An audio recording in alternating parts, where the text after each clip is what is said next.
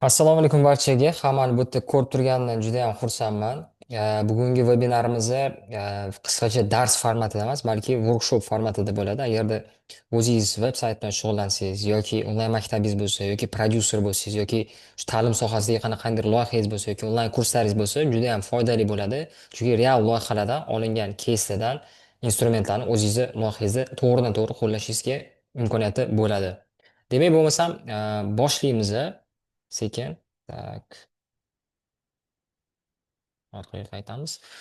Tashkiliy masalaga keladigan bo'lsak, birinchi bitta narsani bilib olaylik. Hamma yaxshi eshitilayotgan bo'lsa, yaxshi ko'rayotgan bo'lsa, bir raqamni qoldiraylik, keyin shundan keyin sekin boshlasak bo'ladi. Balkim qanaqandir muammo bordir, ovozdami yoki videodami. Zo'r, demak hammaga ko'rinyapti. Juda ham yaxshi, bo'lmasam sekin boshlasak bo'ladi. Vebinarimiz davomiyligi taxminan 1 soat, 1,5 soat bo'ladi. Maksimal darajada qisqa, lekin foydali, samarali qilishga harakat qilaman. Savollar bo'lsa, vebinar oxirida bemalol savol-javob sessiyasini qilamiz. O'zingizlar savolinglarni bemalol berishingiz mumkin bo'ladi. Faqat vebinarga aloqador bo'lmagan, balki o'zingizlar umumiy o'zimni kompetensiyamda, o'zimni bilimim yetgan darajada sizlarning savolinglarga javob berishga harakat qilaman. Uchinchisi, agar vebinar oxirigacha ko'radigan bo'lsanglar, to'g'ridan-to'g'ri sizlarni o'zingizlarni saytinglarni sotuvini oshirishga yordam beradigan bitta instrument tayyorlab qo'yganman, maxsus bonus tayyorlab qo'yganman. Shu bonusni sizlarga tashlab beraman. Bu bonusni, bu instrumentni men o'zim qilgan hamma saytimda ishlatganman. To'rtinchisi, vebinarimizda case study formatida bo'ladi, ya'ni quruq slayd ko'rib, chiqdi slaydda informatsiya oldingiz, ma'lumot oldingiz emas, balki real loyihalarni sizlar uchun tayyorlab qo'yganman. Haqiqatdan raqamlar bilan qanaqa ishlaganmiz, nima sotuvga ta'sir qilgan, aynan shu loyihalarni siz bilan birma-bir ko'rib chiqamiz. Shuning uchun ham bizning prezentatsiyamizni ozgina boshqacharoq formatda, ya'ni faqat taqdimot formatida emas, balki Figma ichida bo'lyapti. Beshinchisi, webinar hozir ko'rib konspekt qiling. Zapis to'g'risi bilmayman. Reja qilganmiz o'zi qilmasligi, lekin harakat qilinglar, hozir ko'rsanglar, hozir savolinglarni bersanglar foydaliroq bo'ladi deb o'ylayman. Webinar taqdimotini bermayman, zapis bersam, lekin webinar taqdimoti bermaydi. Chunki hozir ko'rib, hozir qiymatda olishingiz kerak bo'ladi. Demak, webinarda siz bilan ko'rib chiqadigan mavzuyimiz asosan 4 ta mavzuni ko'rib chiqamiz. Birinchisi, sotuvchi saytlarning tuzilish strukturasi qanaqa ketma-ketlikda, qanaqa formatda bo'lishi kerak. O'zi sotuvchi sayt bilan sotuvchi emas saytda nima farqi bor degan savolga biz sizlar bilan javob olamiz. Ikkinchisi, offerlarni yaratish formulasini siz bilan ko'rib chiqamiz. Qanaqa qilib offerlar qilinadi? Qayerdan saytning ichidagi shu matnlar olinadi? Nima ta'sir qiladi sayt sotuviga degan savolga javob olamiz. Uchinchisi, onlayn kurslarni sotuvlarni oshiradigan instrumentlar, nuqtalarni siz bilan ko'rib chiqamiz. Va to'rtinchisi, real keyslarni tahlilini qilib chiqamiz. Real keyslarda qanaqa xatolar qilishadi? Qaysi usul tanlasa sotuv balandroq bo'ladi, yaxshiroq bo'ladi, sayti yaxshiroq, kuchliroq bo'ladi. Aynan shu masalalarni siz bilan 4 ta haqiqiy men o'zim qo'lim bilan yasagan saytimni siz bilan birma-bir ko'rib chiqamiz. Men haqimda ma'lumot bilasizlar. Ya'ni targetda ham ko'rgan bo'lsanglar kerak, o'z Telegram kanalida ham qisqacha ma'lumot berib o'tilgan. Lekin shundan tashqari yana qisqacha o'zim haqimda qisqacha ma'lumot berib o'taman. Bu yerda ko'rib turganingizdek 2019-yildan beri ishlab kelaman. 130 dan ortiq umumiy hisobda biz saytlarni yasaganmiz. O'zimizning jamoamiz bilan birgalikda o'z qo'lim bilan 100 dan ortiq saytlar yasaganman va men o'zim qatnashgan, yordam bergan loyihalarni oladigan bo'lsak, taxminan 300 ga yaqin har xil saytlar bo'ladi. Har xil saytlar, prezentatsiyalar, taqdimotlar bo'ladi. Bu sohani o'zi, bu yo'nalishni men 200 dan ortiq odamga o'rgatganman. Shaxsan o'zim 60 dan ortiq shogird chiqarganman va boshqa kurslarda spiker bo'lib turib, shu 200 ga yaqin har xil insonlarga o'rgatganman. Mijozlarim mana ekranda ko'rib turibsizlar. Mijozlarim bu yerda O'zbekistondagi juda ham taniqli bo'lgan katta-katta ekspertlar bor. Alisher Kisayev, Mujosh Muhammedov, Mirzakarim Norbekov, Sherlegal bor, Akmal Nasriddinov, FCB, Abdukarim Mirzayev va hokazo. Bu yerda juda ham kam qismi juda katta ekspertlar qo'yilgan, lekin o'zi aslida olib qaraydigan bo'lsa, O'zbekistonda juda ham ko'plab ekspertlar bilan ishlab, saytlarni qilib berganmiz, sotuvlarni oshirishga yordam berganmiz. Demak, keyingi slaydga o'tadigan bo'lsak, biz yasagan sotuvchi saytlarni misollarini siz bilan ko'rib chiqishimiz mumkin bo'ladi. Siz tasavvurga ega bo'lishingiz uchun o'zi biz bugun qanaqa saytlar haqida gaplashamiz, o'z sotuvchi sayti qanaqa bo'ladi degan savolga javob berish uchun qisqacha sizlarga prezentatsiya qilib o'tamiz. Demak, bu birinchisi mana Akmal aka Nasriddinov degan odamniki. Bu odam mobilografiya bo'yicha O'zbekistondagi eng katta shu bloger ekspertlardan bittasi. Ko'rib turganingizdek 340 mingtadan ortiq obunachiga ega. Keyingisi bu zapiski ularda taxminan 100 ming dollar atrofida bo'lgan. Navbatdagi ekspertimiz bizda Choylik qopqog'i ko'rib turganingizdek 1 milliondan ortiq obunachiga ega. ProBlog degan kursning zapiski bo'lgan. Bu ham 100 mingdan ortiq zapis bo'lgan. Keyingisi Tamila Qurbanova, moliyaviy ekspert. Bularda ham mana 150 mingtadan ortiq podpischka bor, ya'ni obunachilar bor. Bular ham zapiski taxminan 100 ming atrofida bo'lgan. Va navbatdagi ekspertimiz Asror Keskandarov. Bu loyihada men o'zim ham qatnashganman. Ko'rib turganingizdek 554 mingta obunachisi bor ekspert. Bularga biz 3 marta veb-sayt qilib berdik. Va o'rtacha bilan ham zapislari 100 mingdan ortiq bo'ladi. Demak, shunga o'xshagan aynan bizni saytlarni siz bilan ko'rib chiqamiz. Va bu yoqda sizlarga qisqacha prezentatsiyani Abdulaziz qilib beradi. Abdulaziz. Hammaga assalomu alaykum. Ismim Abdulaziz. Man Exot jamoasi a'zosiman. Bugun birgalikda o'sha umid bilan o'sha sizlar uchun shunaqa foydali vebinar o'tkazishga qaror qildik. Keling ozgina o'zimiz haqimizda ham aytib bersam, o'zi Exot nimaligi haqida. Exot bu onlayn kurslar va onlayn maktablarni zapuski uchun bo'lgan mo'ljallangan platforma. Ya'ni siz o'zingizni onlayn kurslaringizni bizani platformada joylab, yuritib, sotuvlaringizni amalga oshirishingiz mumkin. Va mana shu bizani platformada ko'pchilik ekspertlar, onlayn maktablar, yirik onlayn maktablar o'zini kurslarini joylashadi. Keling ozgina umid keyingi slaydda ko'rsatib o'tsangiz, Mhm. keyingi slaydda ozgina ko'rsatib o'tsam, qanaqa o'zi onlayn maktablar borligini. Masalan, Ha, Qadam onlayn maktabi bu qo'ydik. o'sha ha, zamonaviy kasblar bo'yicha Qadam onlayn maktabi eng yirik maktablardan bittasi va aynan o'sha bizani platformaga o'tgandan keyin bular o'z sotuvlarini 35 marta ko'paytirishgan. Nimaga? Chunki biza qanaqadir biza aynan platformani beramiz. O'sha platformani barcha vositalarni ishlatish orqali bular o'zini sotuvlarini oshirishlari mumkin.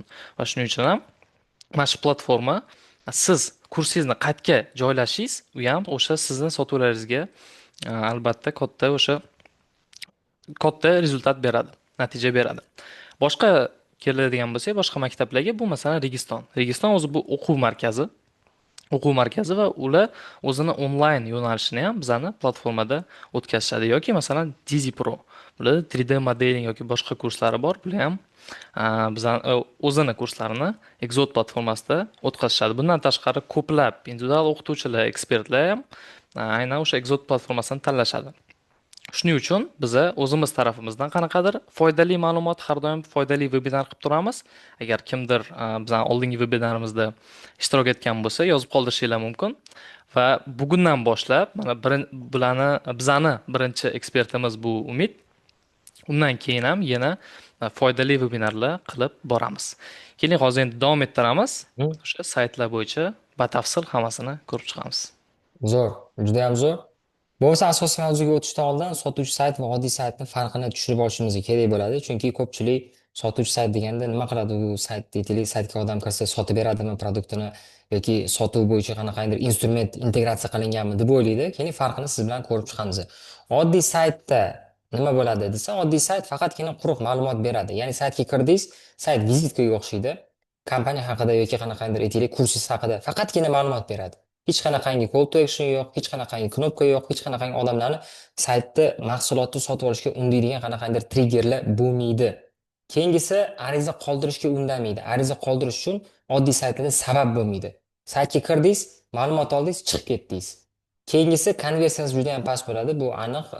Keyingisi aniq offer bo'lmaydi. Ya'ni saytga kirdingiz, masalan, ko'p o'quv markazlarini saytlariga kirsangiz yozib qo'ygan bo'ladi. Matematika kurslari, ingliz tili kurslari yoki web dizayn kurslari yoki grafik dizayn kurslari masalan yoki sotuvchi bo'ling va hokazo. Ikkita, uchta fraza bo'ladi, ya'ni ikkita, uchta so'z bo'ladi. Taklifi bo'lmaydi, offeri bo'lmaydi, ya'ni oddiy saytlarni. Bu saytni konversiyasini juda ham qattiq tushirib yuboradi.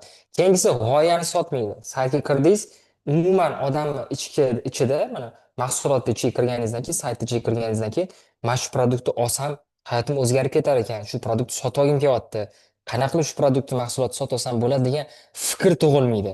Kirdingiz, ma'lumot oldingiz, chiqib ketdingiz masalan. Bu oddiy saytlar xuddi shunaqa tartibda bo'ladi.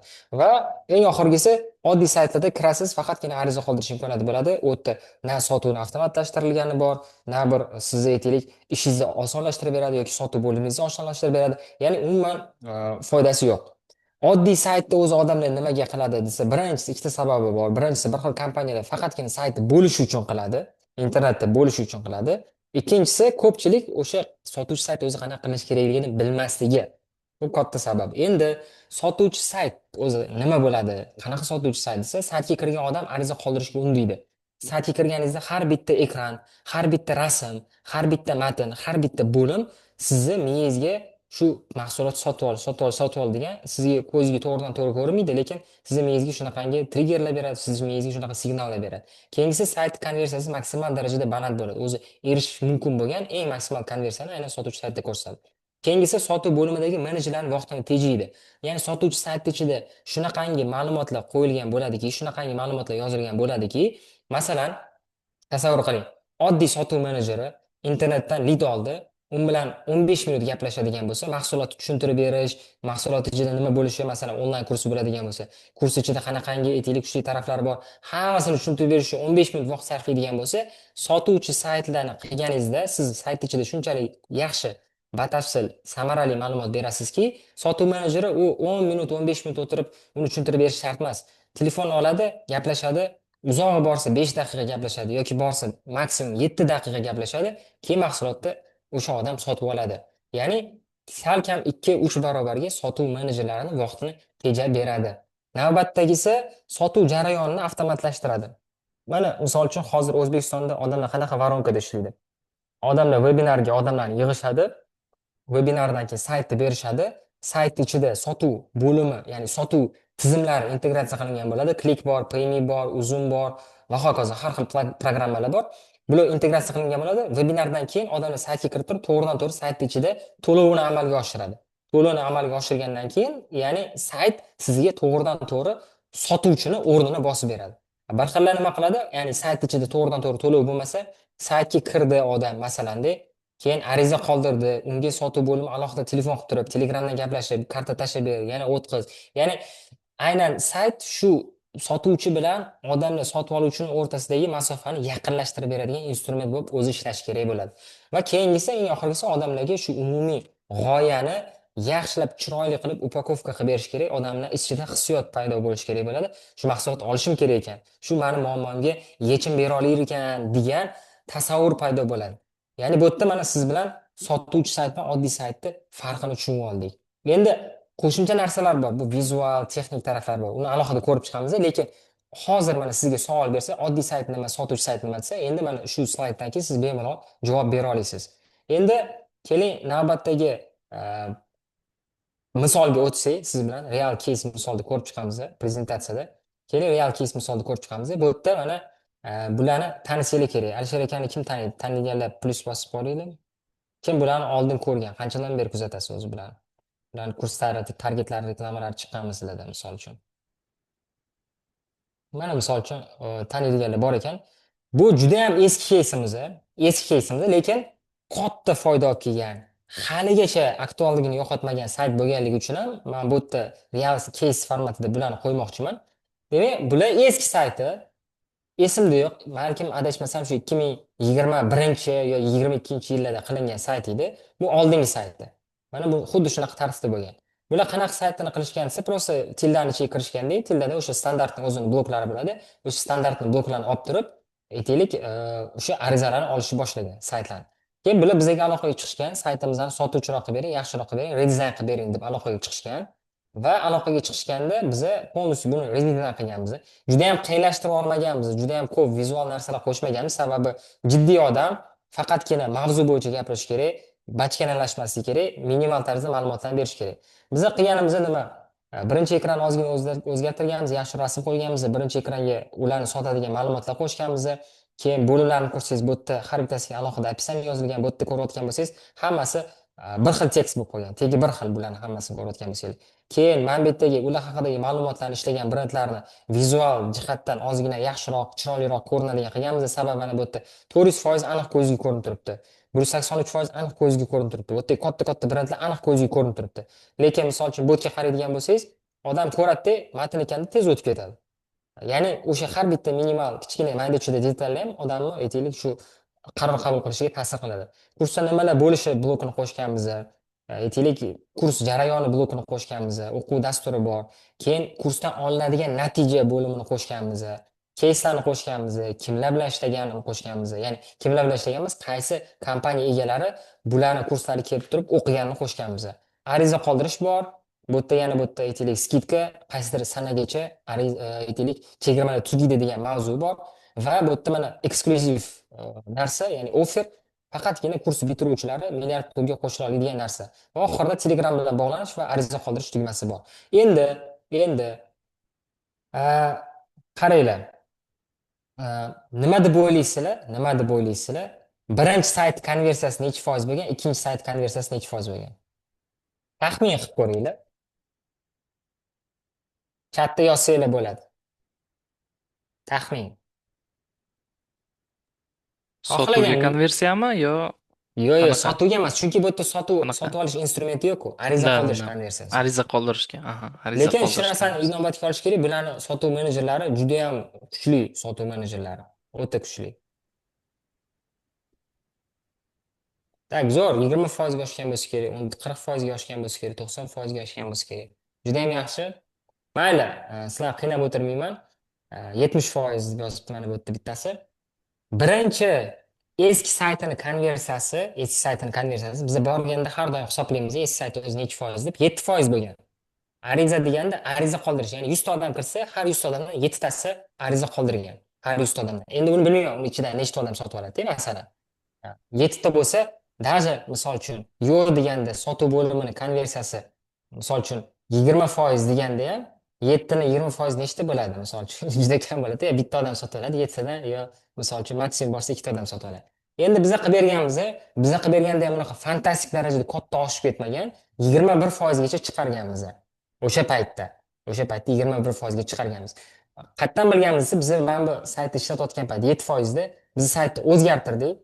Srazu target yo'qoldi. Srazu misol uchun yangi potokka nabor boshlandi. Sayt konversiyasi avtomatik tarzda 21% ko'targan. Bu degani o'rtacha chek bilan, o'rtacha $2000 chek bilan qo'shimcha $28000 lead olib kelyapti degani. Qo'shimcha $28000 lead olib kelyapti degani. Ya'ni bu konversiyani oshirish natijasida.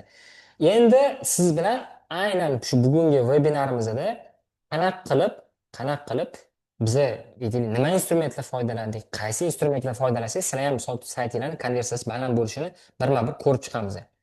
Endi asl sotuvchi saytning konversiyasi baland bo'lishiga mana 3 ta asosiy va bitta texnik narsa ta'sir qiladi. Bugun sizlar bilan shu narsani batafsil ko'rib chiqishga harakat qilamiz. Asosiy narsalardan birinchisi chuqur intervyu o'tkazish, raspakovka, расшифка deb aytiladi. Endi bu narsani o'zbek tilida bilmayman nima deb aytiladi, raspakovka bilan расшифка. Oddiy til bilan sizlarga tushuntirib beradigan bo'lsam, qaranglar. Oddiy dizaynerlar, sotuv, marketing tushunmaydigan dizaynerlar yoki umuman shu ma'no, smysl degan narsani tushunmaydigan dizaynerlar nima qiladi? Keladida, aytaylik, sayt qilmoqchi bo'lsa yoki onlayn maktab egasi bo'lishi mumkin yoki prodyuser bo'lishi mumkin. Sayt qilmoqchi nima qiladi? Ba'zi savollarga javob beradi. Xo'p, sayt spikeri kim? Masalan, bo'ldi, spiker qo'yildi. Sayt nima taklif beradi? Sayt kursi nomi nima misol shunday? Aytaylik, web dizayn kursi, 2 oylik web dizayn kursi, bo'ldi, yozdi. Xo'p, keyingisi kim uchun deydi? Qanaqadir segmentlar tanlaydi. Kursimizda qaysi darsda bo'ladi? Darslarni yozadi, to'g'rimi? Keyin aytaylik, odzivlari bo'lsa, misol uchun kursi muvaffaqiyatli bitirgan o'quvchilar bo'lsa, o'sha o'quvchilarning bitta rasmlarini qo'yadi. Keyin ko'p beriladigan savollar qo'yiladi, forma qo'yiladi, bo'ldi shu bilan. Ya'ni bazaviy savollar beradi. Tushunasizlarmi? Eng minimalni, eng bazaviy. Endi chuqur intervyu qanaqa bo'ladi desa, chuqur intervyu shunaqa bo'ladiki, o'zi sotuvchi saytni haqiqatan sotuvchi sayt bo'lishiga sizni qanchalik chuqur shu mahsulotni, shu produktni o'rganganingiz ta'sir qiladi. Keling, mana misol uchun bu yerda kichkina qismini ko'rsataman, keyin webinar oxirida men sizlarga butun shu briefni tashib beraman. Zapusk asosiy g'oyasi nima? Asosiy g'oyasi degani o'zi aytaylik, bu zapusk qilishdan maqsad nima? Siz jamiyatga qanaqanday muammoni yechmoqchimisiz? Odamlarni boy qilmoqchimisiz? Odamlarga qanaqanday kasb o'rgatmoqchimisiz? O'zbekistonda ko'ryapsiz, aytaylik, odamlar qora ishda ishlayapti-da, ko'p odamlar aqliy mehnat bilan shug'ullanyapti, men shu muammoni yechaman deb chiqyapsizmi? O'zingizni qanaqanday missiyangiz bormi? Shu narsa o'rganiladi. Setting nima? Setting nima degani desa, zapusk qanaqa atmosferada? Qaysidir zapusklar bo'ladi, qaysidir onlayn maktablar bo'ladi, kosmos stilistikasida bo'ladi. Masalan-da, qaysidir zapusklar bo'ladi, qanaqandir kinodan ilhom olingan bo'ladi va hokazo. Qanaqa atmosferada, qanaqa konseptda. Keyingisi, kursi asosiy taklifi nima? Oferi nima? Offer degani nima degani desa, boydan beri offer deyapman. Bu narsani ham qisqacha sizlarga aytib o'tishim kerak bo'ladi. Offer degani yaxshilab ko'p savol berishingiz kerak. Mani mahsulotimni odam tugatgandan keyin qanaqa natijaga erishadi? Qancha muddatda mani mahsulotimni tugatadi? nimadan voz kechib turib mani mahsulotimni tugatish kerak. Ya'ni, masalan, keling, qanaqadir ingliz tili misolida ko'rib chiqamiz-da. Ingliz tili o'rgataman, misol uchun deb aytsa, offer emas, bu prosta nomi, ingliz tili kursi. Endi qarang, offer deb aytiladigan bo'lsa, men senga 2 oy ichida kuniga 1 soat vaqtingdan sarflab, noldan gaplashishni, ingliz tilida ravon gaplashishni o'rgataman va aytaylik, bilmadim, IELTSdan 5 olishinggacha yordam beraman desa, mana bu aniq metrikalari bor, aniq ko'rsatkichlari bor, aniq aytaylik punktlari bor, konkretniy. Siz ham xuddi shunaqangi formatda punktlari bilan qo'yadigan bo'lsangiz, bu offerga aylanadi. Kurs boshlanish sanasi, kursga nechta odam qabul qilinishi, kurs formati, kurs ichida nimalar bo'ladi, onlayn bo'ladimi, offlayn bo'ladimi, yozilgan darslarning mavzulari nechta, soni, jonli efirlar, kurs dasturi, modul nomi, modul ichiga nima darslar kiradi, modul natijasi. Ya'ni ko'rib turganingizdek, mahsulotingiz ichida nima bo'lsa, hamma ma'lumotni siz tashqariga chiqarib, shu sayt ichiga joylashtirishingiz kerak bo'ladi. Ko'pchilik mana sayti sotuvchi bo'lmasligi, saytida ma'lumot yetishmasligi, sayti boshqalardan farqlanmasligining asosiy sabablaridan bittasi o'zini mahsulotini chuqur o'rganmaydi. Bu narsani zo'r misol sifatida masalan keltirishim mumkin. Hamma har yili sentyabr oyida Apple prezentatsiyasini ko'radi. Ko'rganmisizlar? Apple prezentatsiyasini любой odam ko'rgan, любой odam misol uchun fanati hamma Apple mahsulotlarini sotib olgisi keladi, iPhone sotib olgisi, MacBook sotib olgisi keladi. Masalan, Apple prezentatsiyasini ko'rsangiz, o'zi yildan yilga o'zgarish katta bo'lmaydi, lekin anaqangi kichkinagina funksiya qo'shib qo'ysa ham shuni katta fildek ko'rsatadi. Voy, bu umrimizda qilmagan instrument, hech qachon qilmaganmiz, bu yangilik, dunyoda yo'q texnologiya deb ko'rsatadi. Ko'rgan bo'lsanglar-da. Va shu narsani shunaqa chiroyli ko'rsatib beradi, odamlarga yoqadi. Odamlarga yoqadi. Nimani hisobiga desa, bular produktini juda ham chuqur tushunadi-da. Sizni ham vazifangiz o'tirib, produktingiz bilan 1 soat o'tirishingiz kerak, kerak bo'lsa 2 soat o'tirishingiz kerak. Har bitta detalini o'rganib chiqishingiz kerak bo'ladi. Endi endi qarang, endi qanaqa qilaman bu narsani desa, birinchisi mana bunaqangi maxsus brief sizlarga yordam beradi. Ikkinchisi bu yerda bizga 3 ta 5 ta nima uchun degan savollarni berish yordam beradi. Why degan shunaqa texnologiya bor. Masalan, keling, real misolda ko'rib chiqamiz. Birinchi savol: nima uchun sizni kursingizni sotib olish kerak odamlar? Siz aytasiz. Mani kursimda natijaga chiqish mumkin deysiz. O'quvchilar aytishingiz mumkin. Prosta. Hamma shunaqa deydi o'zi. Yana savol berasiz. Nima uchun sani kursingda natijaga chiqish mumkin deb savol berasiz. U javob beradi masalan. O'ziga o'zi javob berasiz yoki o'sha ekspert javob beradi. Natijaga chiqishining sababi deysiz, mani kursimda 100 ta mavzu yozilgan, mana bu mavzu bo'yicha. Mani kursim ichida sotuv bo'yicha dars bor. Mani kursim ichida qo'shimcha kuratorlar bor. Mani kursim ichida manba spikerlar bor va hokazo javob berasiz. Yana savol berasiz. Nima uchun deb. Yana chuqurlashasiz. Chunki bu 100 ta dars hammasi aytaylik case study formatida qilingan, men shaxsiy tajribamdan kelib chiqib turib qilingan, misol uchun deb aytishingiz mumkin. O'zingiz shaxsiy opitingiz bor, boshqa joyda yo'q ma'lumotlar bor va hokazo. Yana nima uchun deb savol berasiz. To'g'ri, bu ma'lumotlar aytaylik shu berilayotgan 100 ta dars o'zim shaxsiy tajribamdan kelib chiqib, o'zimning bilimlarimdan kelib chiqib qo'ygan va undan tashqari men shu ma'lumotlarni olishim uchun, men shu bilimlarni olishim uchun o'zimning bilimimga masalan $10,000 investitsiya qilganman deb aytishim mumkin. Mana sut keldi. Ya'ni eng ildizi keldi. Ya'ni nima uchun seni kursingda natija chiqishi mumkin desa, chunki men bu kursda beriladigan ma'lumotlarni $10,000 ga olganman, sotib olganman, o'zimga investitsiya qilganman, shu bilimlar senga o'zimning kursini beraman deb aytadi misol uchun odam. Endi bu bittagina kursi natijasiga aloqador bo'lgan joyini gaplashdik. Endi sizning vazifangiz butun kursingizni, kurs moduli bo'ladimi, darsi bo'ladimi, offer bo'ladimi, nimasi bo'lsa, hammasiga nima uchun savol berib, tinmasdan aylantirishingiz kerak bo'ladi. Tushundinglarmi? Ya'ni ma'nosini tushundinglarmi? Mana shu narsa sutni chiqarish, sut deb aytiladi, ma'no, mazmun deb aytiladi. Shu narsani chiqarish aynan odamlarga sayt ichida kerakli ma'lumotlarni chiqarishga yordam beradi va aynan shu ma'lumotlar aytaylik boshqa saytlardan ajralib turadi. Chunki odamlar bor-ku, boshidagi bitta nima uchun degan savol beradi-da. Bu texnologiyani tushunmaydigan odam, ya'ni sotuvchi saytlarni qilmaydigan, oddiy saytlar qiladigan odam boshidagi bitta savol uchun javob beradi. Lekin nima uchun deb 5 marta javob bersangiz, ildizi chiqadi, ko'ringni chiqadi. Ildizi. Tushunyapsizmi? U narsaga yetib borish kerak. U narsaga shu savollarni berib tayyorlanish kerak bo'ladi. Buni yanada oson yo'li, juda ham osonlashtirish mumkin. Ya'ni sizlarga qo'shimcha hammada GPT bor, hammada AI instrumentlar bor. Siz prosta olishingiz kerak edi.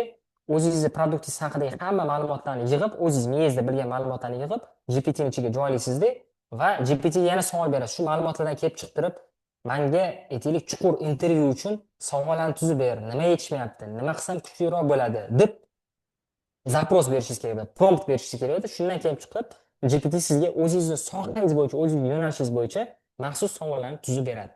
Bu bizdagi sotuvchi, saytda sotuvchi bo'lishiga ta'sir qiladigan birinchi instrument edi. Ya'ni chuqur intervyu. Eng muhimi. Menda shunaqa intervyular bo'lgan, 2 soatlab intervyu o'tganman-da. Mani ustozim bor, ya'ni shu texnologiyani o'rgatgan odam.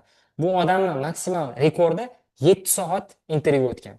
Bitta proyektni o'rganish uchun, bitta loyihani chuqur maksimal darajada o'rganib, sotuvchi sayt qilish uchun 7 soat uzluksiz intervyu o'tgan. Tasavvur qilishingiz uchun. Shu kompaniyadagi 4 ta boshliq bilan birgalikda. Endi navbatdagi hech kim qilmaydigan instrumentlardan bittasi. Mana ishoninglar, sotuvchi saytlar bilan kim shug'ullansa, bu narsani 1%, 1% odam qiladi. Hattoki Rossiyada ham bu narsani juda ham kamchilik insonlar qilishadi. Bu narsa nima degani desa, bu narsa CASDEV degani, Customer Development degani.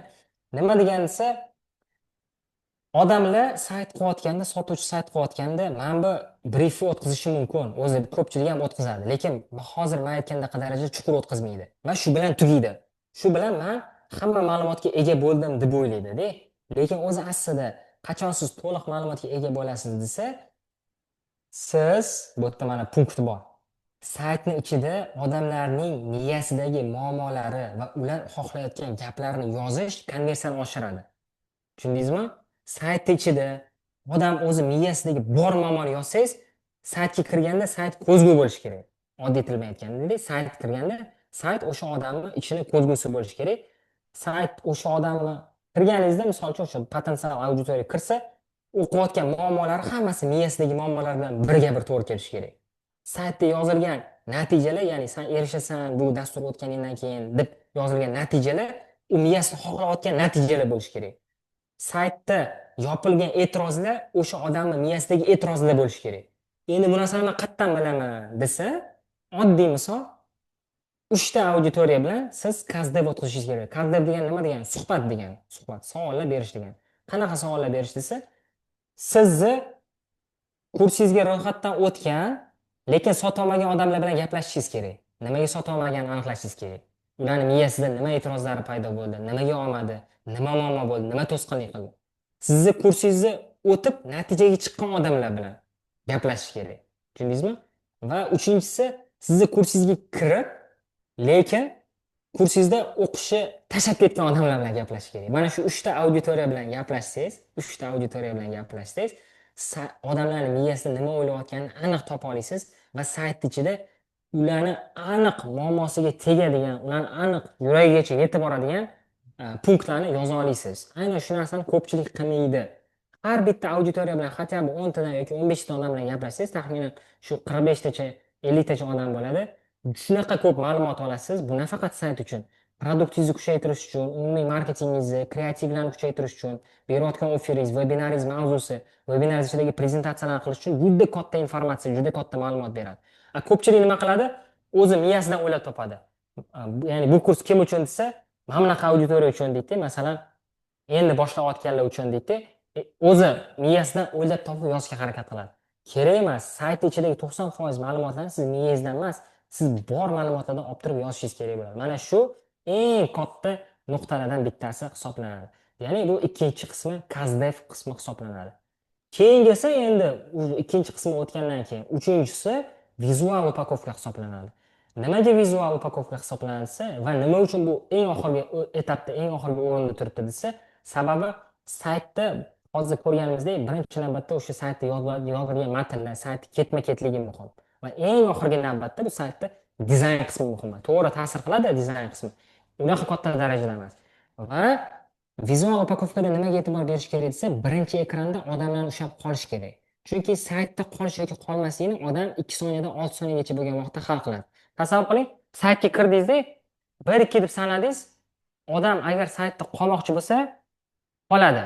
O'sha 2 sekund ichida pastga qarab tushishni boshlaydi. Uzr. Agar miyasida o'zi masalan saytda qolish niyati bo'lmasa, chiqib ketadi. 2 sekund ham o'tirmaydi. Shuning uchun birinchi ekran kirganda o'sha hook deb aytiladi, ushlab qolish kerak.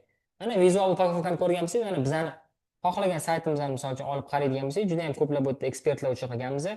Birinchi ekran kirasiz, boshqa kurslardan katta farqi bor. Har bitta detalga odam kirib, shu shriftlarga e'tibor bergisi kirib, ya'ni qolishga harakat qiladi. To'g'ri, bu yerda offer ham katta rol o'ynaydi, lekin umuman bu yerda biz hozir vizual haqida gaplashamiz.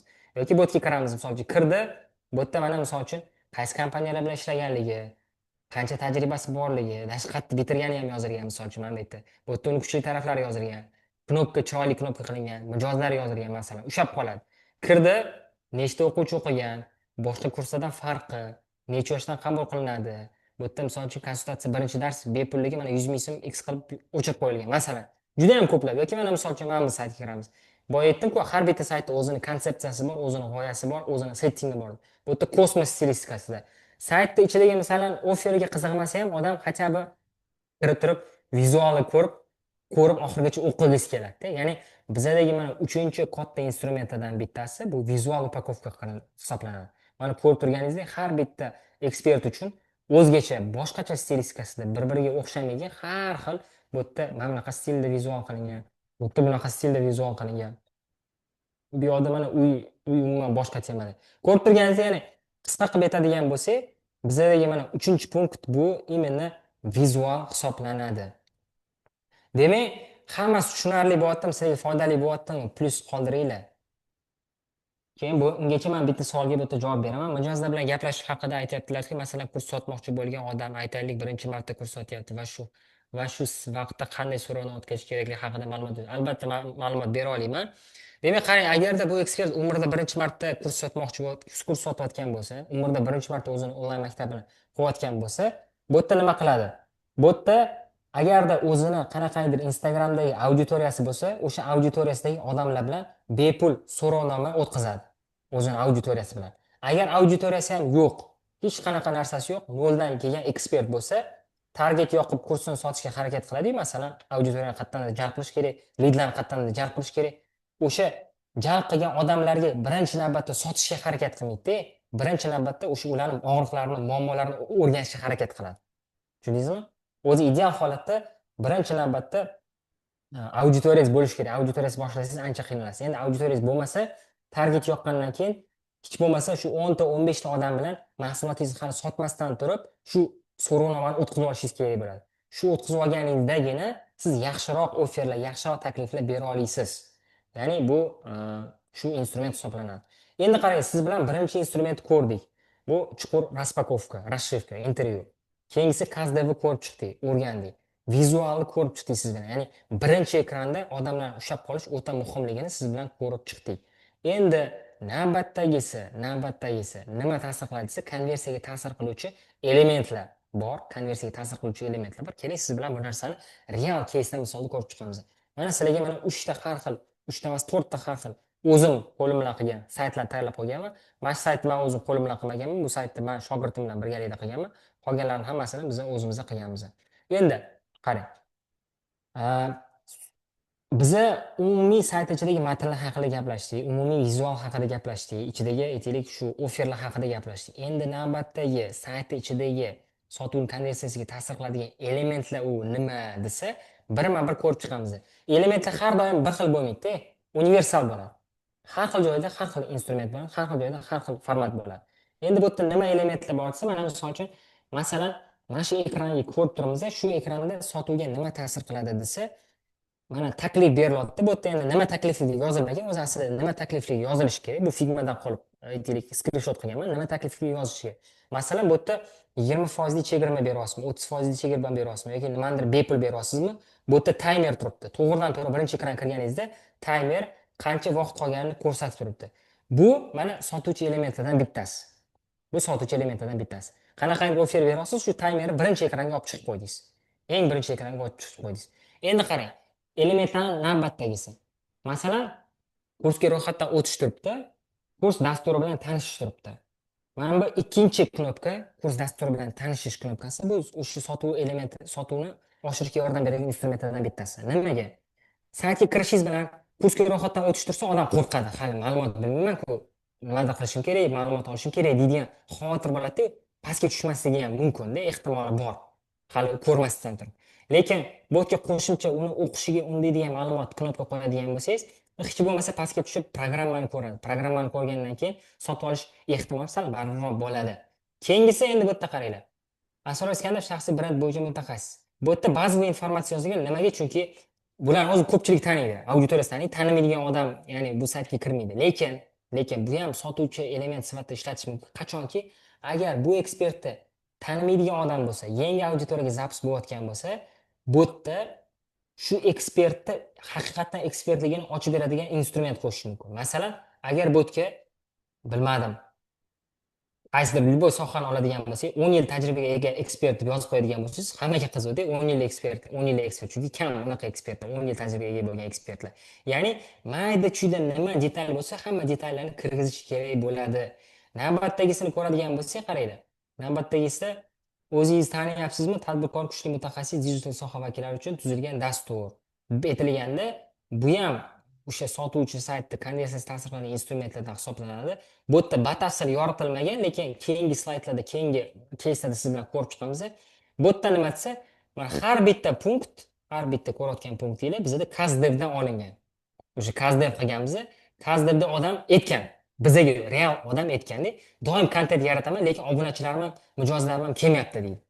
Kontent qilayotgan odamlar ko'pda, chunki shaxsiy brend uchun 10 ta, 20 ta, 30 ta, 100 talab kontent chiqarib, 1 yil, 2 yildan beri yurg'izib, lekin podpischisiga hali ham bir 10 mingtaga yetmagan odamlar tiqilyapti-da. Hammasini og'rig'i bor shunaqa. Tushunmayapti, nimadir xato qilyapti-da ular. Aynan shunaqa insonlarni siz o'sha og'riqlarni, muammolarni siz chetda ko'rsatib berishingiz kerak. Bu narsani o'ylab topilmaydi. Ko'pchilik o'ylab topishga harakat qiladi. Bu narsa real o'sha muammosini aytgan, og'rig'ini aytgan odamning og'zidan olingan gapi shu sayt ichiga siz yozib qo'yishingiz kerak bo'ladi. Keyingisi, qaranglar. Yana bitta instrument, ko'pchilik mana sayt ichida knopkani qo'yadi, lekin knopkani bosishiga undaydigan call to action, ya'ni deskriptor qo'ymaydi. Deskriptor degani описание degani, tavsif degani. Agar o'zingiz ko'rgan bo'lsangiz, bu dastur aniq siz uchun degan shunaqa kichkina triggerlar bo'ladi, kichkina matnchalar bo'ladi. Shu matnlar shu saytdagi shu knopkani bosishga majbur qiladi. Shu narsani qo'shishga harakat qiling agar o'zingizda bo'lsa. Xo'p, bu yerda ko'radigan narsamiz yo'q. Keyingisi Instagram uchun ichida kurs ichida nimalar bo'ladi degan punktda qaranglar. Mana bu mockuplar, saytni vizual tili deb aytiladi. Saytda vizualniy язык sayti deb aytiladi. Mana bu mockuplar, platforma ichida qanaqa dars bo'lishi, zoomlar qanaqa bo'lishi, sertifikat, masalan, sertifikatingiz bo'lsa, sertifikatinglarning ko'rinishi, agar real o'quvchilar bilan misol uchun qanaqandir uchrashuvlar qiladigan bo'lsa, o'sha real rasmlar qancha ko'p bo'lsa, saytinglarning ichida shuncha yaxshi ishlaydi. Bu yerda endi hamma joyda real rasmlar qo'yilmagan, chunki har xil keyslarimiz bor. Bizda real rasmlar qo'yilgan, qo'yilmagan keyslar bor.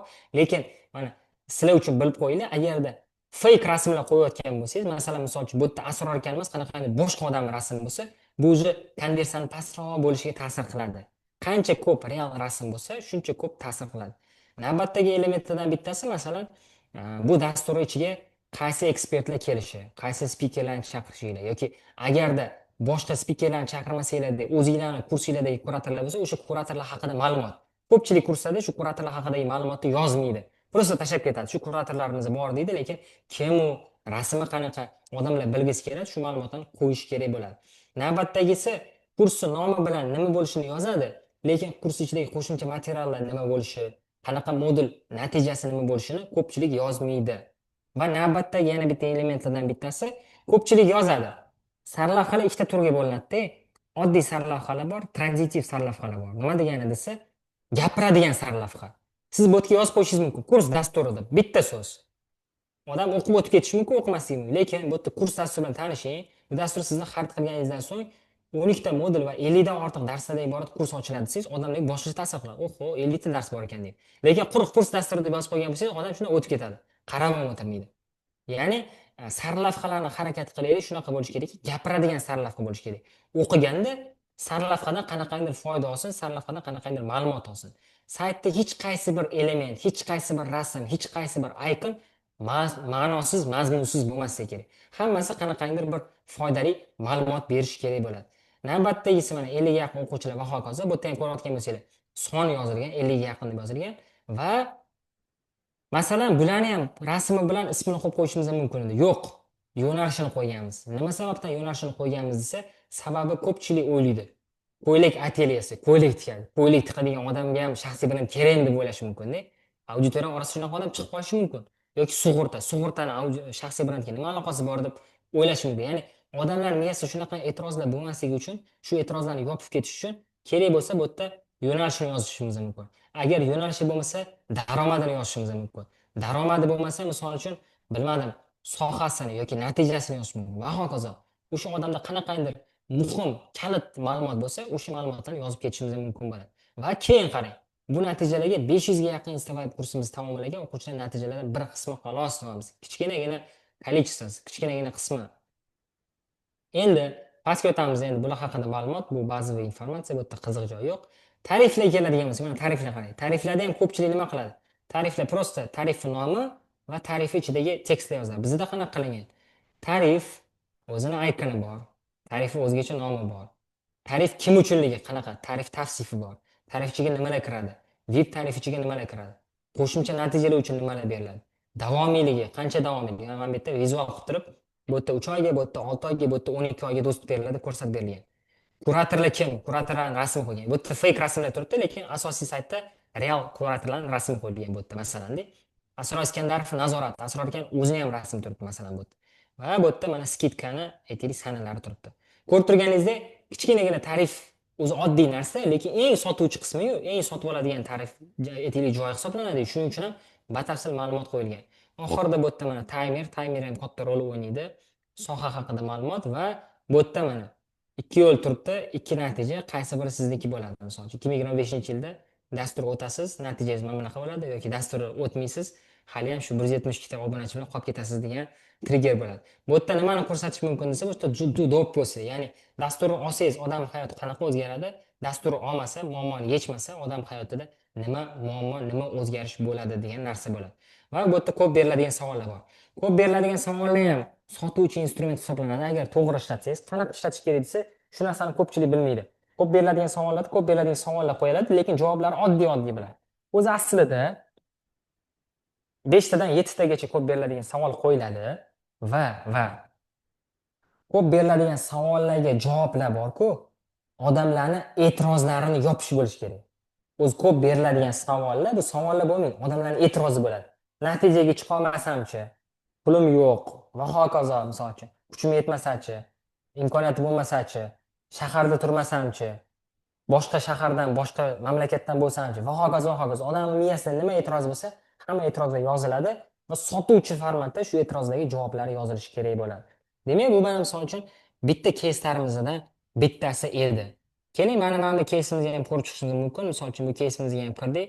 Formati onlayn deb yozilgan, qachon boshlanishi yozilgan va srazu investitsiya degandan keyin nima investitsiya? Qaysi yo'nalishlarni srazu ko'rsatib ketganmiz.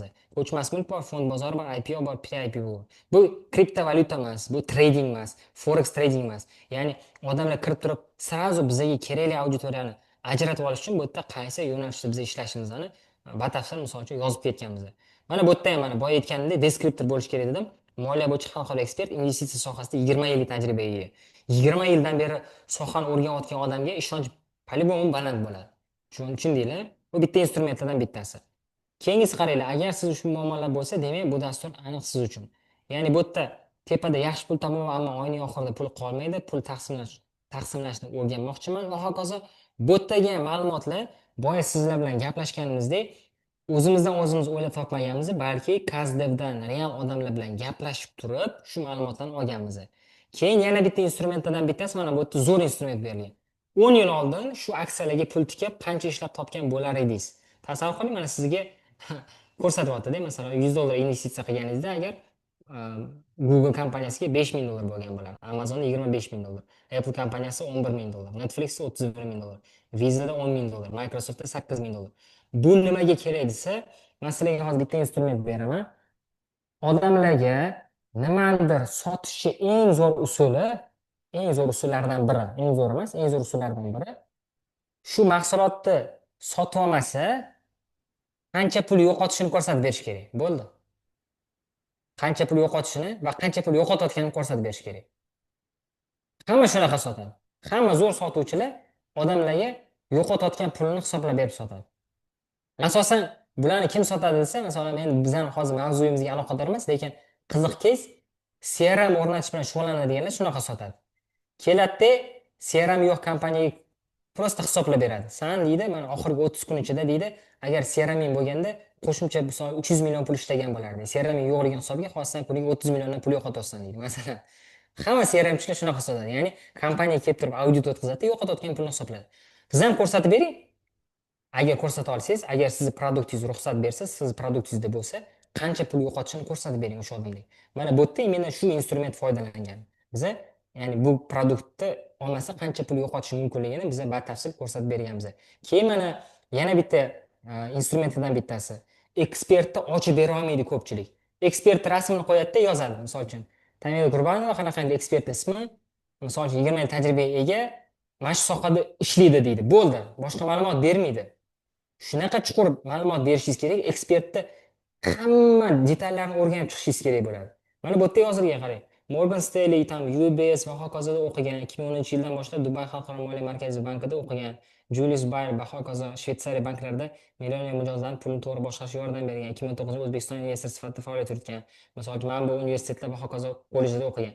Sizni ham asosiy vazifangiz xuddi shunaqangi tartibda top o'qigan joylari bo'ladimi, ishlagan joyi bo'ladimi, bitirgan kursi bo'ladimi, o'ziga tikilgan investitsiya bo'ladimi, uni ustozlari kim va hokazo. Nima tsanli, nima qimmatli ma'lumot bo'lsa, hamma ma'lumotlarni siz qo'yib ko'rsatib berishingiz kerak bo'ladi. Bu yerda tariflar bor. Nima uchun bu narxlar bor? Bu narxlar nima uchun bunaqa ko'rsatilgan? Bu yerda mana sarlavhalar bor va mana bu instrumentlar konversiyani oshiradi. Hamma ma'lumotni berib bo'ldingiz. Bo'ldi, beradigan ma'lumot qolmadi. Oxirida mana bu blok qo'yishingiz kerak bo'ladi. Savollaringizga javob topamadingizmi? Hali ham savol qolib ketgan bo'lishi mumkin. Qanaqangi savol? Bu yerda ariza qoldir deyapti. Prosta ariza qoldir deyapti, savolingizga javob beramiz. Bu yerda kursga yozil, sotib ol, ro'yxatdan ol, joyini band qil, pul to'la demaymiz. Prosta ariza qoldir, sen bilan gaplashamiz deymiz. Bu ham konversiyani oshirishga ta'sir qiladigan instrumentlardan bittasi hisoblanadi. Keyin yana bitta case ko'rib chiqamiz siz bilan. Mana bu case ko'rib chiqamiz. Endi birinchi ekranda qanaqangidir bir muhim ma'lumot yo'q, lekin bu yerda mana bor. Dasturda avval qanaqa odam edingiz, dasturdan so'ng qanaqa insonga aylanasiz. Bu ham zo'r instrumentlardan bittasi. Buni ham juda ham ko'pchilik inson ko'rsatmaydi. Bu ma'lumot qayerdan olamiz desa, bu ma'lumotni ham Kazdevdan. Kursingizni o'tib, bitirib natijaga chiqqan odamlar hayot qanaqa o'zgardi o'sha insonlar. O'sha insonlarda hayot qanaqa o'zgarganligini gaplashasiz, so'raysiz, ma'lumotlarni olasiz va saytingiz ichida xuddi shunaqangi tartibda yozib qo'yasiz. Xuddi shu odamlar. Undan ham ideal bo'lardi, agarda bu yerda real odamlarni qanaqa muammoyi bordi, qanaqa muammoga yechim topganini yozsangiz. Lekin bu yerda u analitikani qilish uchun juda ham ko'p vaqt ketadi, shuning uchun bu yerda qilinmagan, lekin sizda imkoniyat bo'lsa qilishingiz kerak bo'ladi. Keyslar bor mana, ta'lim sohasida bor. Necha pul ishlaganligi, qaysi sohada ishlaganligi, qurilish yo'nalishi bor. Ya'ni konkretniy o'zini nishasi bo'yicha, yo'nalishi bo'yicha bittama-bitta ajralib qo'yilgan. Hammasida real rasm, o'zini shaxsiy, haqiqiy rasmlari bor, masalan. Bu yerda ko'rib turganinglardek. Keyin keyslar o'quvchi ishlagan ekspertlar bor. Faqat keyslar emasda, qaysi ekspertlar bilan ishlaganligi. Bu ham o'ta muhim, misol uchun. Sizdan misol uchun SMM bo'yicha kurs o'tayotgan bo'lsangiz, faqatgina o'quvchilaringiz o'zini emasda, balki o'quvchilaringiz qaysi SMM proyektlarda ishlaydi, buni ham qo'ysangiz bo'ladi. Bu ham qanaqandir sizni natijangiz, nima so'raysiz, sizni natijangiz emas, lekin siz sababchi bo'lgan natija hisobga, siz sababchi bo'lgan natija bo'lganligi uchun ham qanaqandir miqdorda bu informatsiyani, bu ma'lumotlarni qo'shishingiz mumkin bo'ladi. Keyin mana misol uchun bu yerda o'sha dastur davomida kurs ichida nimalar bo'lishi va hokazo, qanaqa tariflar bo'lishi va hokazo. Ya'ni ko'rib turganingizdek, mana siz bilan bir nechta instrumentlarni, bir nechta saytlarni, real misollarni ko'rib chiqdik. Foydali bo'ldimi? Chatga yozinglar. Nima savolinglar bor? Manimcha juda ham foydali bo'lib ketdi-yu. Davom etamiz. Pulli kursingizdagi ma'lumotlarni berib tashladingiz-ku. Foyda Man reально ko'rib hammasini eshitib o'tiribman. O'zimga ham zametka qilib o'tiribman-da. Juda ham zo'r. Вообще zo'r Juda bo'ldi. ham zo'r. Agar Endi qaranglar, egoni endi mana sindirib bersangiz.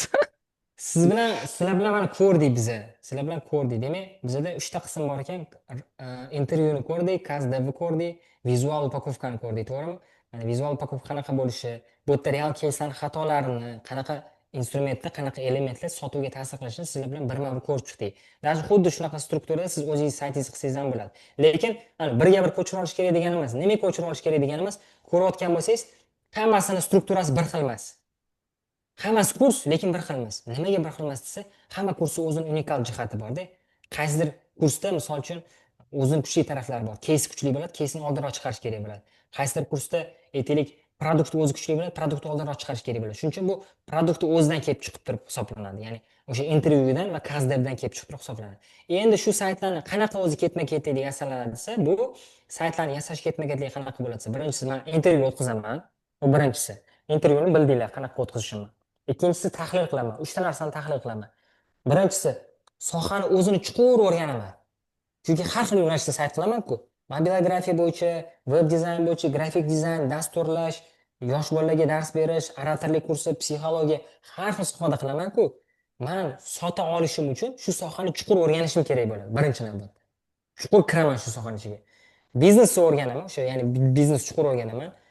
Auditoriyani o'rganaman, biznesni o'zi bilan chuqur tahlil o'tkazaman, kazdev o'tkazaman, referenslarni yig'aman. To'rtinchisi referenslar yig'ish. Shu narsani ko'pchilik qilmaydi. O'tirib noldan o'ylab topishga harakat qiladi. Siz, mana sizlarga men Alisher aka aytgan bitta gapni aytaman-da. Alisher aka aytgan bitta gapni aytaman. O'zingiz yo'nalishingizni sayt qilmoqchimisiz, produkt qilmoqchimisiz? Xohlagan sohaga, xohlagan yo'nalishga to'g'ri keladi. Birinchi navbatda siz o'zingizga savol berishingiz kerak. Mani sohamda Ronaldo bilan Messi kim? Eng to'pi kim? Olingda o'shani ko'chiring bo'ldi. Keyin qanaqandir yaxshiroq tarafingiz bo'lsa, shu narsalarni qo'shishingiz kerak. Noldan velosiped o'ylab topib nima kerak bor sizga-da? Misol qaysidir yo'nalishda sayt qilmoqchi bo'lsangiz, shu yo'nalishda eng zo'r sayt qilgan odamni toping, ko'ring. Chunki u odam sizdan 1 yil, 2 yil, 3 yil oldin sayt qilganda hamma narsani test qilib bo'lgan. Target yoqib, test qilib, tekshirib, kerak emas joylarni olib, aytaylik, kerak joylarni qo'shib bo'lganda. Shuncha tajriba o'tkazgan odamni keyin olasiz, o'ziga qo'shasiz. Noldan o'ylab topish kerak emas. Endi nima qo'shaman o'zimdan desa, endi o'zingizdan o'sha intervyudan, kasderdan kelib chiqib har xil ma'lumotlarni qo'shasiz. Lekin referenslarga qarash kerak. Shu top loyihalarni, top proyektlarni ko'rish kerak. Masalan, men shuncha dizayn qilganman-da, men nima bu dizaynlarni noldan o'ylab topganman? Yo'q. Misol uchun, men bu g'oyani qayerdadir ko'rganman. Aynan shu kursda bo'lmasa ham, qanaqandir boshqa joyda ko'rgan bo'lishi mumkin-da. Qayerdadir umuman boshqa sohada kosmonavt ko'rdim, g'oya keldi. Ha, bo'ldi. Men bu odamchiga men ichiga kosmonavt tiqib qo'yaman degan g'oya keldi, masalan-da. Buni ham qayerdadir ko'rgan bo'lishi mumkin. Balki o'quv markazida ko'rmagandirman, misol uchun, ayni shu bolani qo'yishi shu aytaylik, boshiga VR taqolgan. Lekin boshqa joyda xuddi shunaqa rasm ko'rib qolganman, shuni olaman, qo'yaman masalan. Bu degani ko'chirish emas. Men birovning saytini hech qachon birga bir ko'chira olmaganman, misol uchun. Xuddi shunaqa qilib qanaqa bo'lsa, birga bir copy paste qilmaganman. Lekin misol uchun shriftdan boshqa joydan olganman, rasm qayerdandir olganman, buni qayerdandir olganman. Ya'ni har xil joylardan g'oyani ko'rasiz. Tasavvur qilishingiz uchun bitta mana shunaqa dizaynni qilish, shunaqa sayt qilish uchun men o'rtacha yolg'on gapirmayman, rostini aytaman. 40 tadan 150 tagacha sayt ko'rib chiqaman. Boshqa saytlarni, boshqa biron sayt. Uni hammasini ishlatamanmi? Yo'q, hammasini ishlatmayman. Hammasini ichidagi qanaqa ma'lumot olamanmi? Yo'q. Uni yarmi brak chiqadi, yarmi kerak emas ma'lumot bo'ladi. Lekin o'rtacha shu 40 tadan 150 tagacha loyiha ko'raman. Bitta saytni qilish uchun. Ya'ni siz ham xuddi shu narsani qilishingiz kerak. Ko'p referens ko'rishingiz kerak bo'ladi. Ya'ni bu o'zi asli dizaynerlarga foydali bo'ladi. Nafaqat dizaynerlarga, o'zi sayt qilmoqchi bo'lsangiz, sotuvchi qilmoqchi bo'lsangiz, buni ko'rib chiqishingiz kerak bo'ladi. Referenslarni yig'dan prototip qilasiz. Men srazu dizayn qilib ketmayman. Birinchi черно-белый variantini qilaman. Oq-qora variantini qilaman. Keyin o'zi dizaynga o'taman va 7-etapda, 7-bosqichda verstka bo'ladi. Verstka degani shu ko'rib turgan saytlarimizni biz hammasini kodda qilmaganmiz, biz Tilda degan platformada qilganmiz. Bu Tilda degan platforma shu saytlarni chiroyli dizaynda, chiroyli strukturada sayt qilishga yordam beradigan platformalardan bittasi hisoblanadi. Endi aynan hozir bugungi o'tilgan mavzu bo'yicha savol bo'lsa, savolga javob beraman, keyin sekin egzot taqdimotiga o'tsak ham bo'ladi. Agar ko'pchilik odamlar mobile versiya saytiga kirsa, nega desktop formatni tuzish kerak? Xo'p, desktop formatni tuzish kerak degan zo'r savol beribdi, qarang. Nega desktop formatni tuzish kerak desa, dizaynni to'g'ridan-to'g'ri mobilniyda qilish qiyin-da. Bu bir. Qarang, bu bir.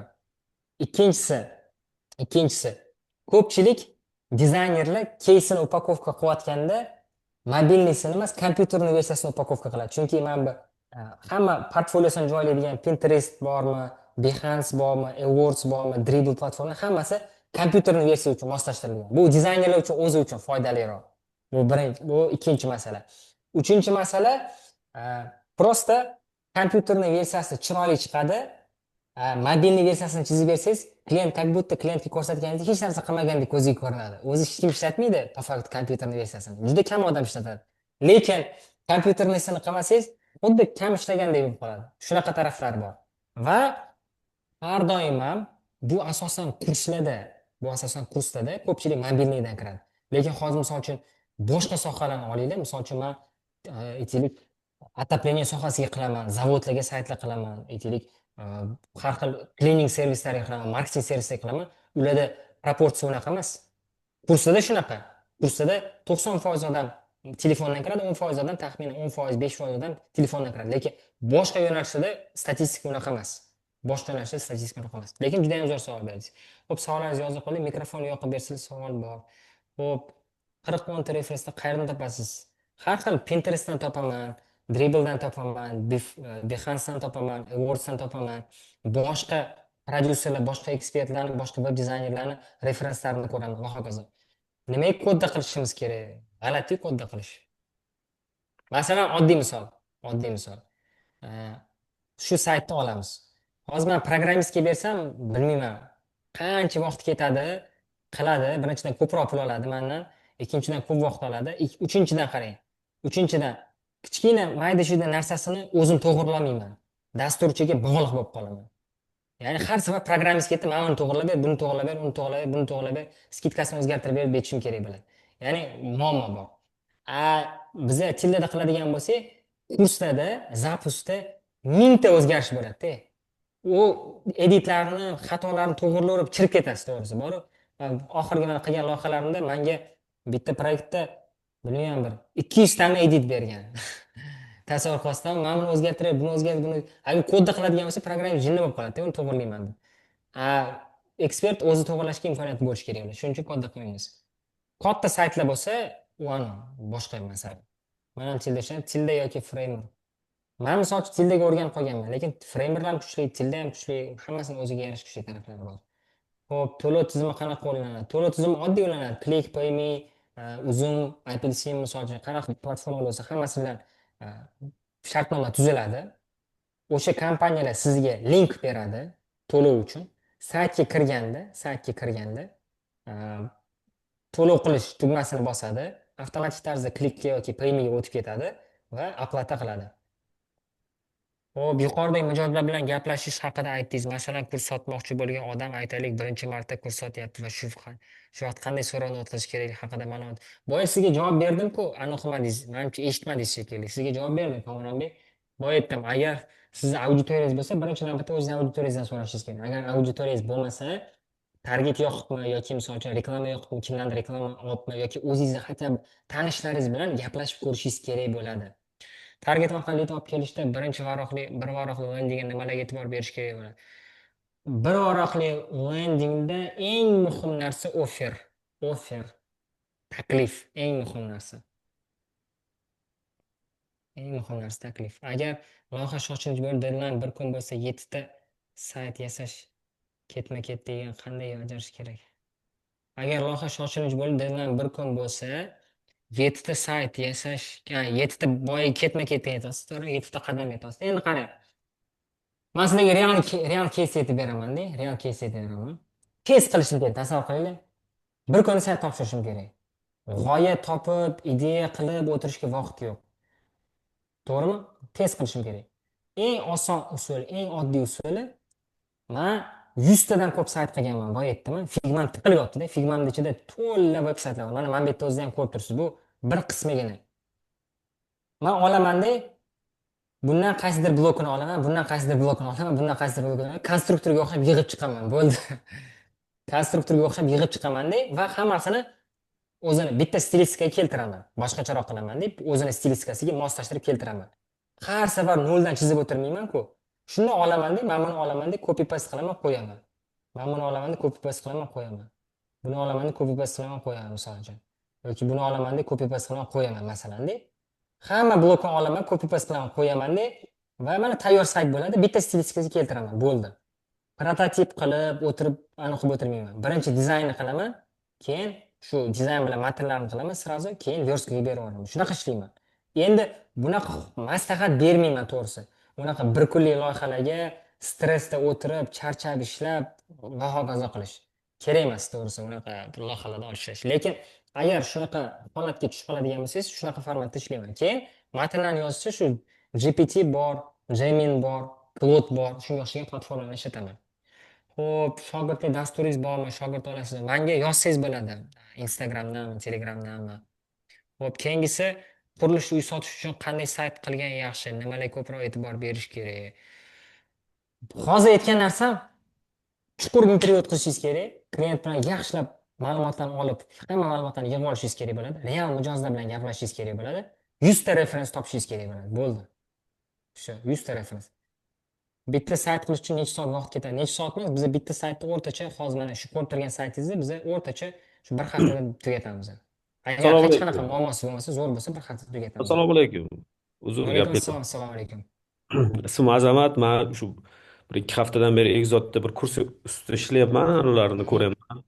Mhm, Hozir siz tushuntirib bergan narsa bu saytdagi pejlarda buni ko'p anosi bor. Masalan, nima deydi? Ikkita nima deydi? Exotda hozir agar ko'p menimcha Exotda bitta var anoq bo'ladi. Kurs nima deydi? Appda приложениеga kirsangiz bitta anons bo'ladi. Landing page deydimi? mhm, mhm, Bitta bo'ladi. Buni ko'p anaqa qilish qiyinroqda. Men o'ylashim bo'yicha hozir ma'lumot joylash chunki anu bachkana bo'lib qoladimi deb o'ylab turuvdim. Hozir siz shuni masalan hozir sayt bilan Exot platformasiga qanday bir anaqa qilib bera olasiz masalan. Masalan hozir ko'rdim, maza qildim, ochiq gap. Men o'zimni produktimni sevib qolgan ekanman, egon sindirib berdingiz. Men boshqacha mhm, ochiq gap. Endi men hozir o'zim 2 haftadan beri pashta o'tirib kurs yozyaptimman. mhm, Ha, lekin shu dizayniga kelganda bu sayt bilan juda katta farqi bor. mhm, mhm. Masalan, o'sha siz masalan hozir experience'dek saytdagi narsalarni Exot platformasida qanaqa anaqa qilish mumkin, foydalanishimiz mumkin. Endi Exotda agar ichiga Keling, man qo'yadigan shunga bo'lsangiz, ha, javob bersam. Uzr, sal gapingizga javob bo'ldim. berasiz. Man savolingizni tushundim. Mhm. Qarang, hozir mana man demonstratsiyani Да, yoqsam, o'zim молодцы, да. kompyuterimda ko'rsatib bersam, tak. Qarang, siz nimani aytayotganingizni tushundim. Masalan, hozir mana Qadam maktabidan misolda ko'rib chiqamiz. Keling, любой bitta kursga kiramiz. Masalan, Yandex Start kursiga kiramiz. Shuni aytyapsiz, to'g'rimi? Shu joyini.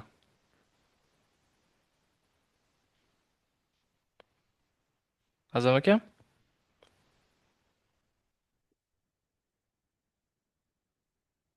Ya mikrofon o'chib qoldimmi? Tak, tak. Azam aka, siz Azamat Avazov, Azamat aka. Uzr. Mikrofon o'chdi menimcha. Tak. Ochib yuborsak mikrofonlarini.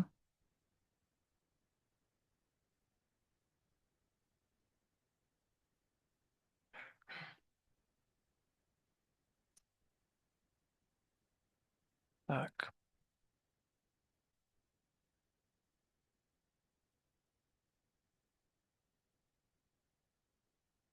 Mikrofon ochilmadimi hali?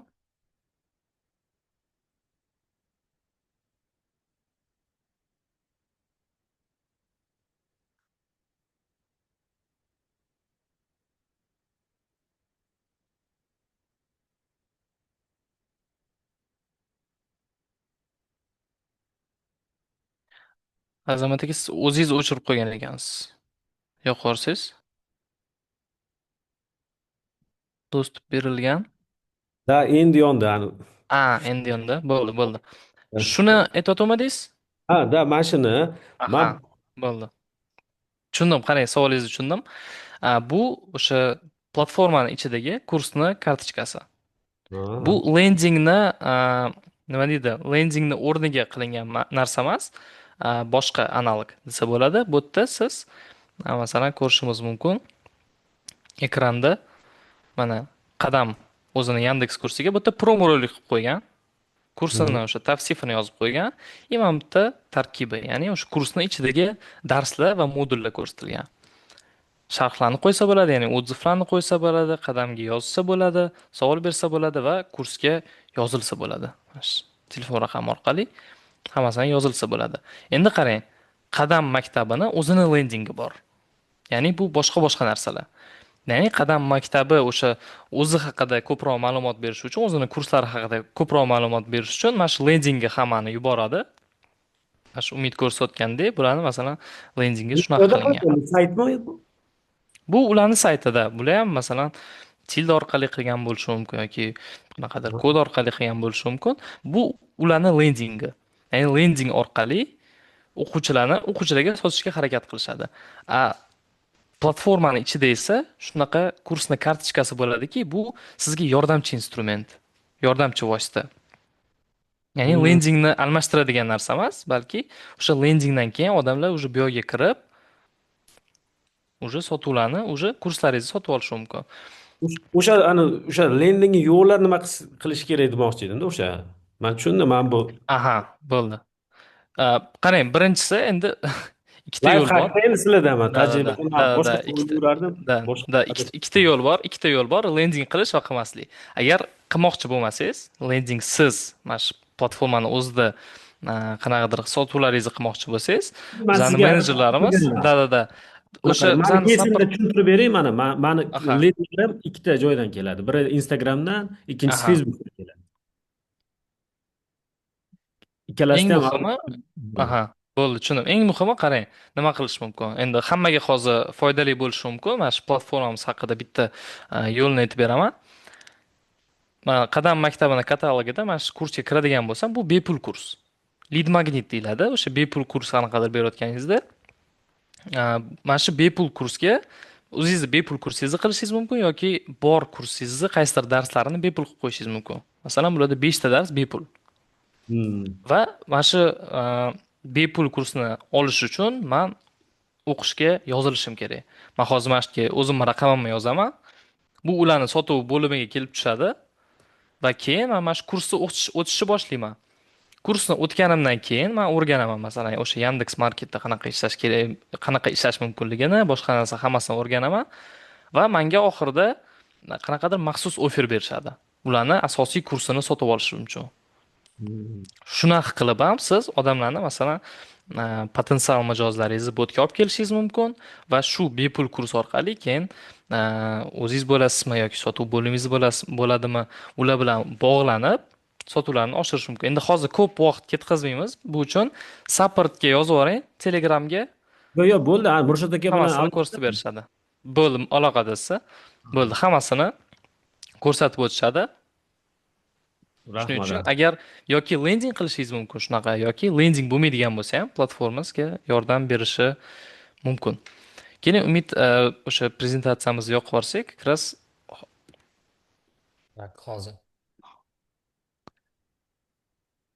hozir unda mana shu platforma haqida gapirishni boshladim. Ozgina yana tushuncha berib o'taman o'zi platformamiz nima qilishi haqida. Chunki boshida aytib o'tdim, bu nima platforma haqida aytdim, kimlar kurslarini yuritish haqida aytdim, lekin hali batafsil ma'lumot bermagan edim. Ozgina aytib o'tsam, o'sha aytib o'tganimdek, o'sha Exot orqali siz kurslaringizni birinchi navbatda albatta siz kurslaringizni joylashingiz mumkin o'tga. Hozir ko'rsatganimizdek, kurslar Telegramda, YouTube'da yoki boshqa Google Diskda, boshqa platformalarda emas, aynan maxsus kurslar uchun maxsus bo'lgan platformada joylanadi. Va kurslar uchun maxsus bo'lgan platformada buni ichida hamma narsalari bor. Ya'ni o'quvchilar darslarni ko'rishadi, qo'shimcha materiallarni olishadi, qo'shimcha materiallar PDF bo'lishi mumkin, video bo'lishi mumkin, audio bo'lishi mumkin va hokazo. Har xil formatlarda bo'lishi mumkin. Keyin ular uyga vazifalarni bajarishadi. Albatta, o'sha agar sizning onlayn kursingiz bo'ladigan bo'lsa, uyga vazifalar bu albatta bo'lishi kerak, bo'lishi shart. Shuning uchun uyga vazifalarni hammasini joylaysiz. Undan keyin o'quvchilaringizning bazasi bo'ladi. Hozir o'sha misolda aytib o'tgan edim. O'quvchi kursga yozildi, sizni bazangizga tushdi. Keyin shu baza bilan siz keyinroq ishlashingiz mumkin, ular bilan ularga yoki sotuvlarni oshirishingiz mumkin yoki ular bilan o'sha kursdan o'tkazishingiz mumkin. Bundan tashqari, platforma orqali siz to'g'ridan to'g'ri a, avtomatik ravishda to'lovlarni qabul qilishingiz mumkin. Payme, Click, Uzum yoki agar bo'lib to'lashga harakat qiladigan bo'lsangiz yoki bo'lib to'lash kerak bo'ladigan bo'lsa, рассрочка, Uzum nasiya bor, Alif nasiya bor yoki boshqa qanaqadir ichki tizimlar ham bo'ladi. Bundan tashqari, marketing va savdo vositalari. Hozirgi ko'rsatganim o'sha lead magnet orqali yoki kursni kartochkasi bu o'sha marketing va savdo vositalarining ichiga kiradi. Bundan tashqari juda ham ko'plab vositalar bor o'zi. Bu yerda ko'rishimiz mumkin. Promo kod yaratish masalan ko'rsatilgan. Ya'ni juda ham ko'plab vositalar bor. Nimaga? Chunki bitta platforma siz ishlatadigan ko'p platformalarni o'rniga o'sha bitta joyda qilingan. Platformaning ichida o'quvchilaringiz bilan gaplashishingiz ham mumkin, ularni o'sha uyga vazifalarni olishingiz ham mumkin va hokazo. Shuning uchun kurslar bitta joyda o'tishi uchun kompleks shunaqa yechim. Agar endi Umid keyingi slaydga o'tkazib yuborsangiz, agar sizga qiziq bo'ladigan bo'lsa, o'zi qanaqa qilib aynan siz o'zingizni maktabingizni qanaqa qilib yuritishingizni bilmoqchi bo'lgan bo'lsangiz, kontakt qoldiramiz yoki o'sha Telegram kanalimizda kontakt qoldiramiz, yuboramiz. Menejerlarimiz sizga o'sha platformani batafsil taqdimotini o'tkazishadi. Ya'ni ko'rsatishadi, masalan, o'sha demonstratsiyani yoqishadi ekranni. Mana bu knopka bu uchun, bu knopka bu uchun yoki mana shu bizning mijozimiz shunaqa qilib o'z kurslarini yuritadi. Shunaqa vositalar bor. Sizni maktabingiz, masalan, aytaylik, o'sha web dizayn bo'yicha bo'ladimi yoki ingliz tili o'quv markazi bo'ladimi? Sizni maktabingizda nima vositalar yaxshi ishlaydigan bo'lsa, xuddi shu vositalarni biz aynan ko'rsatamiz va individual tarzda hammasini o'tkazamiz. Keyingi slaydni ham qo'yib yuborsangiz. Mana ko'rsatganimizdek, hozir agar sizga qiziq bo'ladigan bo'lsa, bilib olishingiz uchun o'sha Telegram kanalimizga yozsangiz, ExodBiz Support ikkinchi qadam o'sha 20-30 daqiqa ichida menejerimiz sizga o'sha hamma ma'lumotni berib o'tadi va keyin 7 kun test sinov muddati bo'ladi. O'sha sizga anaqa dostуп beriladi. Platformaga kirasiz, hammasini o'zingiz qilib ko'rasiz. Nima, qanaqa ishlaydi? Agar savollaringiz bo'ladigan bo'lsa, menejerlar hamma savollaringizga javob berishadi. Agar boshqa platformadan kurslaringizni botga yuklayman desangiz, hammasini yuklab berishimiz ham mumkin. Shuningdek, shunaqa yechimlar juda ham ko'p. Shuning uchun agar kimgadir qiziq bo'ladigan bo'lsa, yozishinglar mumkin. Bizda hozir yangi yil aksiyasi ham bo'lyapti. Ya'ni 3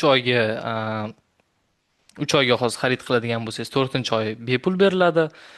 Lekin albatta o'sha qanaqadir sotuvlarni sotib olishdan oldin albatta hammasini o'rganib chiqish kerak. Shuning uchun biz faqat shunchaki platformani o'rganib chiqishni taklif qilamiz.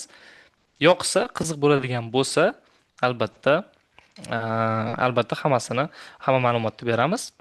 Keyin onlayn maktabingizni o'tkazishingiz mumkin platformaga. Shuning uchun agar menimcha oxirgi savollar bo'ladigan bo'lsa, platforma haqidami yoki Umid Ikromboyevgami berishinglar mumkin. Sekin-sekin уже tugatamiz yaqin orada. Yana vebinardan qanaqangi savolinglar bo'lsa, menga yozsanglar bo'ladi. Keyin o'sha aytgan bonusimni sizlarga bermoqchiman. Bu yerda mana aynan brief kurslar uchun. Chuqur brief emas. Juda ham chuqur brief emas. Boya aytgandek, siz GPT ga qo'yib turib o'zingizga moslashtirib olishingiz kerak bo'ladi. Infobiznes degan bo'limida aynan savollar bor. Mana 24 ta odam oxirigacha o'tirgan ekan. Mana sizlarga do'st tashlab beryapman.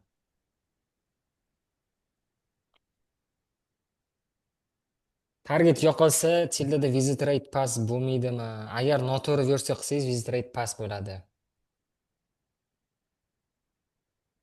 Agar noto'g'ri versiya qilsangiz, agar optimizatsiya qilmasangiz, visit rate past bo'ladi. Biz hozir mana tildada saytlar qilamiz, bizada performance 90% dan baland. Tildada qilamiz. To'g'risini aytaymi, men bilmayman, men bitta xodimim bor, tildani zo'r tushunadi, o'sha bola qilib beradi. Qanaqa qiladi, nima qiladi, uni men bilmayman to'g'risi. Menga ham aytmaydi даже. Tilda akkaunti ishlayotgan paytda tildaga hech kim kirmasin deydi. O'shaning uchun men bilmayman, men u bolaga pul beraman, o'zi qilib beradi. Lekin hozir o'sha bola bilan ishlaganimizdan keyin bizdagi shu performans baland bo'lishni boshladi. sayt sekin ochilishidan bo'ladida. Lead rate tushib ketishi. Qarang. Lead rate tushishi offerga bog'liq birinchi navbatda va sayt sekin ochilishiga bog'liq. Lekin saytdagi eng katta muammo shu nimaga ko'pchilik tildadan kodga o'tib ketyapti, bu visit rate tushib ketishi, ya'ni kamroq odam kirishi. Visit rate bilan lead rate farqi bor. Visit rate tushib ketishi sayt ichidagi rasmlar kattaligi, elementlar kattaligi shu noto'g'ri versiya qilinganligida sayt ochilishiga qiynaladi va shu bilan shunaqa muammo bo'ladi. O'sha aytganimdek, ikkinchisi bu offerga bog'liq. Targetda aytilgan offer bilan sayt ichidagi aytilgan offer bir-biriga to'g'ri kelmasa yoki webinar mavzusi yoki webinar bo'lsa yoki umuman boshqa saytda berilayotgan offer maqsadli auditoriyaning muammosiga to'g'ri kelmasa, maqsadli auditoriya saytga kirib turib nima xohlayotganini tushunmasa, konversiya past bo'ladi. Tak, menimcha, video darslik tayyorlash uchun eng yaxshi app. Exotga yaqilash uchun Screen Studio mana. Yozib ko'rsataman. Hozir vebinardan oldin gaplashayotgandik, Chris. Mana ekranni ko'ryaptimi sizlarga? Screen Studio degan narsa turibdi. Ko'rinmayaptimi sizlarga? Ko'ryapti. Screen Studio. Screen Studio, Loom, shu ikkita eng zo'r vosita. Keling unda yakunlaymiz. Hammaga kattakon rahmat kelganinglar uchun, vaqt ajratganinglar uchun. Menimcha juda ham foydali bo'ldi. Slishkam foydali bo'lib ketdi. Umidga katta rahmat. Bizani o'sha webinar o'tkazishga o'zi rozi bo'lgani uchun. Hammaga rahmat. Shuning uchun Instagramga agar obuna bo'lmagan bo'lsanglar, obuna bo'lib qo'yinglar, atmetga qilib qo'yinglar. Bizani atmetga qilishinglar mumkin. Exot.uz Umid Ikramboyev bizga juda ham loyiha boshlovchilariga ham rahmat. Super. Bo'ldi, unda tugatamiz. Hammaga rahmat. Kuninglar xayrli o'tsin.